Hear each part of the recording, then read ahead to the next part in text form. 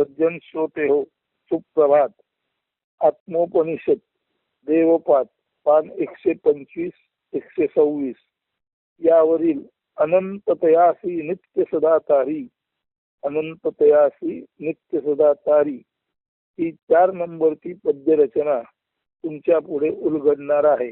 परंतु पद्य रचनेचा अर्थ प्रथम सांगतो आणि नंतर पद्य म्हणतो. सागरात जशी रोरावत उफाळत एक लाट वर येते, तर दुसरी म्हणजे एक लाट वर येते तर दुसरी मावळते. सागरात जशी रोरावत उफाळत एक लाट वर येते आणि त्यापूर्वी आलेली पहिली लाट मावळते, म्हणजे वर आलेली लाट खाली जाते. सागरात जशी रोरावत उफाळत एक लाट वर येते आणि दुसरी वर आलेली लाट खाली जाते, तसेच या जीवव्याप्त जगात एकाचे जन्माला येणे व दुसऱ्याचे मरणे किंवा मावळणे असे नित्यशः चालू असते. सागरातील लाटांचा खेळ आणि भवसागरातील जन्म मृत्यूचा जीवांचा खेळ हेच सुचवतो की येणे जाणे यालाच आणि येणे जाण्याच्या दरम्यान मध्यंतरीच्या जीवांच्या असण्याला जीवन संसार म्हणतात.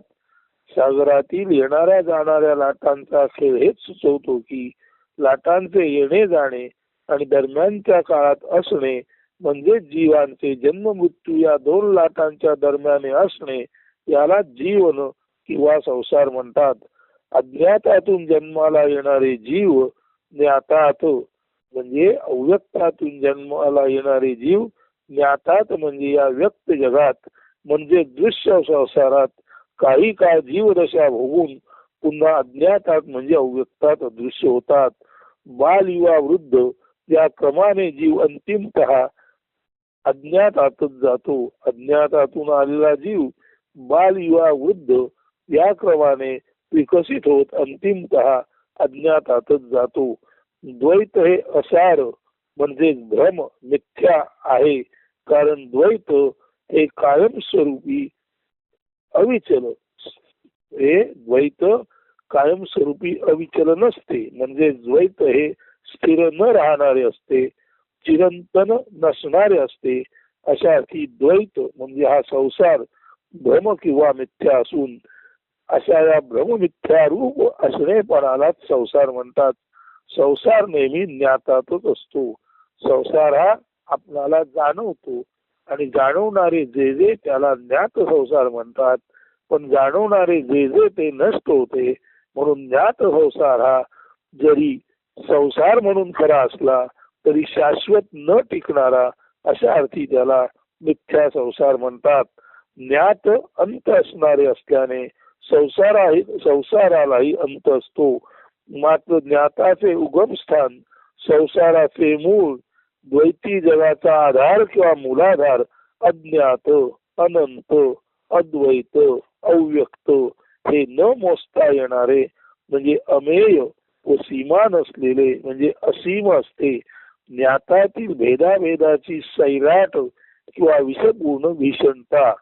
ज्ञात जगात भेद अभेद यांचा जो भाग असतो म्हणजे ज्ञातातील भेदाभेद पूर्ण विषपूर्ण वागणं, ज्ञातातील भेदाभेद पूर्ण विषमता पूर्ण वागणं हे वस्तुतः अज्ञातात जाणता येणे अशक्यच असते. कारण ज्ञात संसारातच जे काही आहे ते जाणता येते. तर ज्ञात संसारामध्ये जे आपण जाणतो ते भेदाभेदाचं वर्तन, आणि एकदा का भेदाभेदाच्या वर्तनातील जीव अज्ञातात गेला की तो भेदाभेद रहित म्हणजे समत्वपूर्ण ब्रह्मच होऊन जातो. ज्ञातातील सारी विविधता भेदाभेदता उच्च नीच विषमय म्हणजे विषपूर्ण विषमता अज्ञातात शांत निवांत निशेष होते.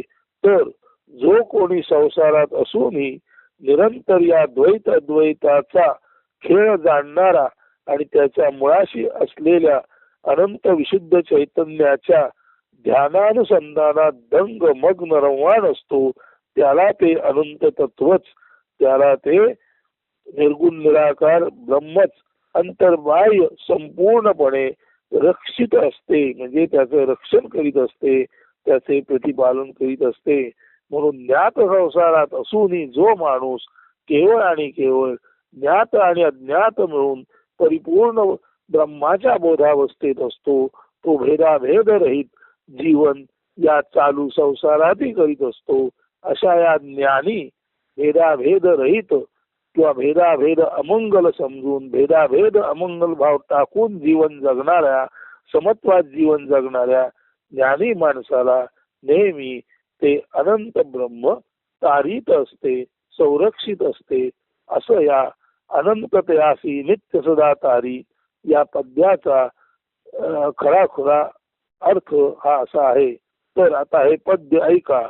अनंततयासी नित्य सदा तारी, लाटावरती लाटावर उपाळती, एक उगवती एक मावळती, सागराचे पोटी खेळ सदा चाले, उत्पत्ती लयाचे अविरत चाळे, अज्ञाताचे पोटी जीव जन्मा येती, बालयुवा वृद्ध जगती खेळती, खेळता खेळता अज्ञाता मिळती, ज्ञाताचे दृश्य अदृश्य ज्ञाती, द्वैत हे असार नाव संसार, ज्ञात हे शांत परी अज्ञात अनंत, ज्ञात सैराट परी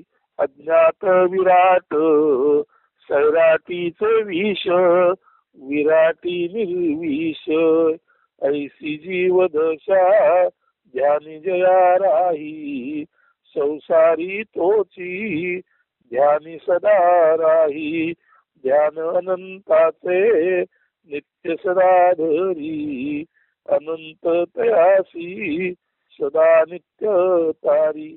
सैराट म्हणजे भेदाभेद पूर्ण अमंगल वर्तन ज्याचं असतं अशा माणसाला सैराट म्हणतात. आणि हे सैराट रूपी विष, भेदाभेद रूपी विष संसारात असते, परंतु अज्ञातामध्ये हे विष निर्विष झालेले असते. हे सर्व लक्षात घेऊन जो भेदाभेद रहित जीवन जगेल असा हा ज्ञानी माणूस, अशा या ज्ञानी माणसाला अनंततयासी नित्य सदा तारी, अशा या ज्ञानी माणसाला तो अनंत परमेश्वर सदा संरक्षित करीत असतो. त्याची काळजी परमेश्वरच नेहमी घेत असतो. धन्यवाद असतो. सुदिन सुप्रभात.